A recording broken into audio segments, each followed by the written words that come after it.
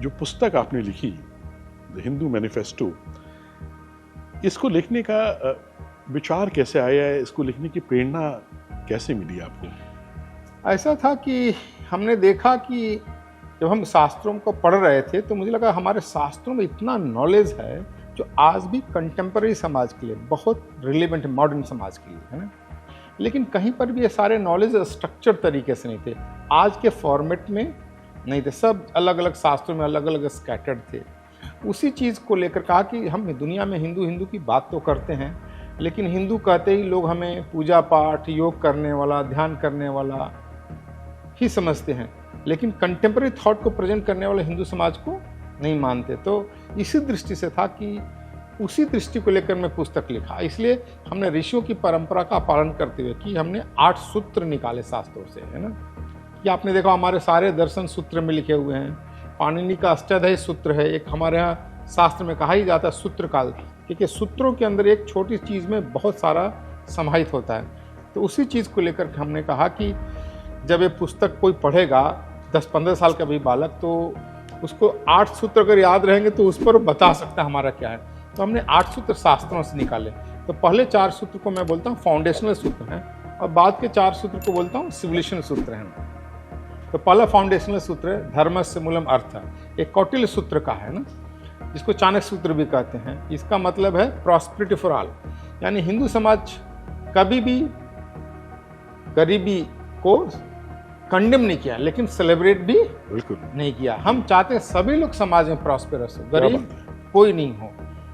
इसीलिए पहला चीज चर्चा किया पुस्तक में, अर्थ का क्या महत्व है, वेल्थ का क्या महत्व है। अब वेल्थ का महत्व के बाद हमने कहा कि इसका हमारे जीवन में क्या महत्व है, फिर वेल्थ का उपार्जन कैसे होगा। अब देखो कहा है सत्वम ही मूलम अर्थस्य, यानी करेज, रिस्क टेकिंग कैपेबिलिटी से ही वेल्थ क्रिएट होता है। आज लोग बोलते हैं वेल्थ अट्रैक्ट वेल्थ, ये भी लिखा है यहाँ पर, धन से धन आता है। फिर स्टेट का क्या रोल है, इसके अंदर टैक्सेशन सिस्टम क्या होना चाहिए, कैसे बिजनेसमैन और फार्मर दोनों को स्टेट को लुक आफ्टर करना चाहिए, है ना।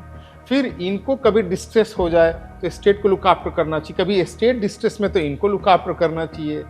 इन सारा चीज़ों को लेकर ही हमने पहले सूत्र में दिया है ना, जो आज के लिए मॉडर्न टाइम के लिए बहुत कंटेम्प्रेरी। देखिए टैक्सेशन पर कितनी अच्छी बात कहता है। टैक्सेशन क्या है, कहता है जैसे सूर्य पानी को सोख कर ऊपर ले जाता है और फिर दोबारा रिटर्न कर देता है, वैसे ही टैक्सेशन को उसी तरीके से स्टेट को लेना चाहिए, दोबारा डेवलपमेंट के नाम पर वापस कर देना चाहिए, तभी तो सारा समाज डेवलप होता है। ये मॉडर्न बातें हैं ना, इन सारा चीज़ें।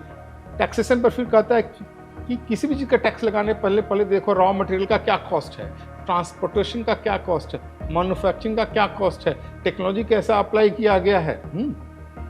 फिर बिजनेस उसका सेल परचेज क्या उसको देखो, फिर बिजनेसमैन का सर्वाइवल हो कि नहीं होगा, इन सब चीज़ों को कंसीडर करते हो टैक्सेशन लगाओ, है ना। किसानों के बारे में कहा इनको 1% इंटरेस्ट पर लोन दो।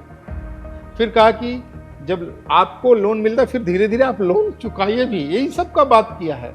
ये इस पर चर्चा किया। ये जब ये पुस्तक का ये चैप्टर पूरा हो गया फिर लोग कहेंगे कि आप लोग हिंदू लोग इतनी बड़ी बड़ी बातें करते हो शास्त्र के बाद ज्ञान कर, लेकिन फिर आप गरीब क्यों हो गए। तब हमने केस फॉर इंडिया और economic history of India, RC Dutt जो है, केस फॉर इंडिया विल्ड्यूरा की है, रमेश चंद्र दत्त की पुस्तक है the economic history of India, दोनों का मैं समरी दिया कि कैसे ब्रिटिश ने हमें लूटा हमें, उसके कारण से हम गरीब हो गए। हमने एंगुस मेडिसिन का डेटा भी दिया कि हिस्टोरिकल हम कितने प्रॉस्पेरस थे। तो ये पहला सूत्र है।